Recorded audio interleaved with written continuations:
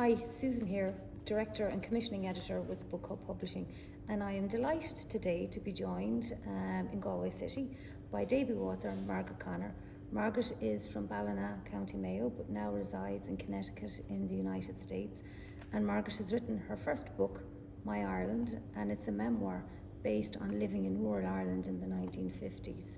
Very much an anecdote to Angela's Ashes and Frank McCourt, where he discussed the misery and the suffering and the poverty of people in that era, whereas Margaret's book looks at that beautiful Irish word mehel, where we talk about communities and coming together and people helping each other out. So with that, I'm going to ask Margaret some questions so that you get to know the listener a little bit more about Margaret before you see her beautiful book. So who, Margaret, would you say are the main characters in your book? Well, my mother, absolutely. Okay. She was a very strong woman. She was really a woman of her time, if you will. She went by her maiden name. Wow, okay. Yes, yeah. So she pretty much carried on the farm, but her three brothers lived close by, and their families. So she got support as needed, if you will. But she was just a very organized, a serious woman, of course, and she really influenced me. I was very close to her, actually, so she was the main character. She's the main character in the book. Excellent, Yeah. very good. What authors would you say motivate you or influence you, particularly when writing your own book? Well, sure. Well, I certainly was influenced by Frank McCourt's book. Yeah. He wrote his story in the same time as mine, actually, and while his was somewhat sad, mine was very happy. So I just wanted to compare and contrast the differences between living in a village life on a farm versus living in the city in a slum. Okay, and there's quite a difference, isn't there, in the two stories, in the hardship in that one compared to how communities come together and work together in your own book, Yeah. which is very good.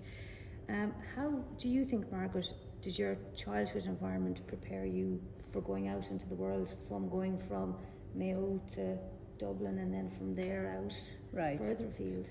Well, I think growing up in 50s Ireland in village life influenced me tremendously. It was stable, families were very strong, religion was part of our culture.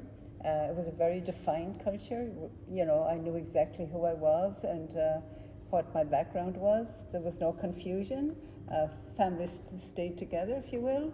And there was no turnover in the farms. They were passed on from one generation to the next. So I think that stability gave me tremendous confidence to go off into the world. Okay, and do you think growing up in Mayo that would have been in your thought process, that you were going to leave and that you were going to go further afield, or did it transition for you?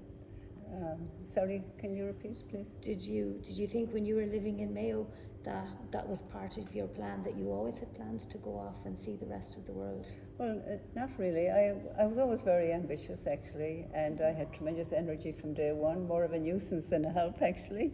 Okay.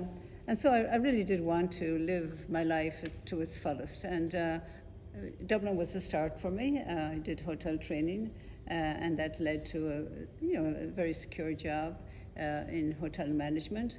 And then, of course, there was always the ambition to see what life was like abroad. Mm-hmm. My plan really was to maybe spend 1 year abroad and then come back to Ireland. But once I was abroad, there were many more opportunities available for me, and so I just took advantage of them.